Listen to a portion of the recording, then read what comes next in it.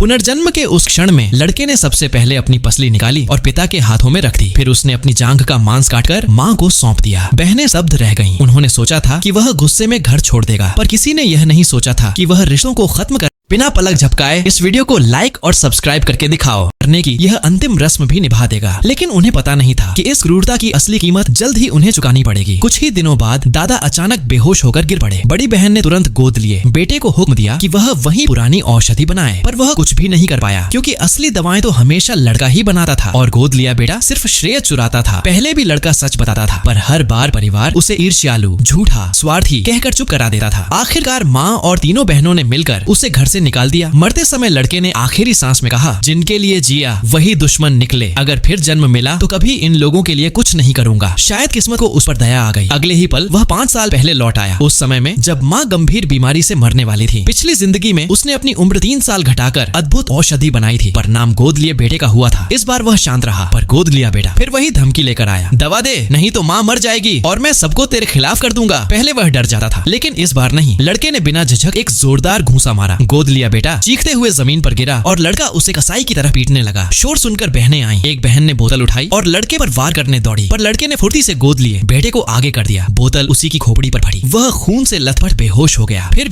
भी परिवार ने लड़के को ही दोषी ठहराया। बड़ी बहन चीखते हुए बोली, इस घर के लिए तूने कभी कुछ नहीं किया। हमारा भाई तो वो है जिसने हमेशा त्याग किया। लड़का हंस पड़ा, एक दर्द, एक तिरस्कार और सच्चाई भरी हंसी। इन दवाओं की हर बूंद मैंने अपनी 10 साल की उम्र देकर बनाई है, पर किसी ने उसकी बात नहीं मानी। खुद को साबित करने के लिए उसने माँ को अपनी दवा दी और माँ तुरंत ठीक हो गई। तभी गोद लिया बेटा लड़खड़ाता हुआ आया और फिर झूठ बोलने लगा, दवा मेरी बनाई थी। और परिवार ने फिर से उसी पर विश्वास कर लिया। सच्चे बेटे को झूठा कहकर दूसरी बार घर से निकाल दिया। जाते जाते लड़के ने कहा, मैंने तुमसे कभी कुछ नहीं लिया। माँ बोली, अगर नाता तोड़ना है तो माँ का मांस लौटा, पिता की हड्डी लौटा। लड़के ने बिना भाव बदले वैसा ही किया। मांस माँ को दिया, हड्डी पिता को, और शांत आवाज में बोला, अब हमारा कोई संबंध नहीं। वह मुड़कर चला गया और उसी क्षण से उस परिवार का पतन शुरू हो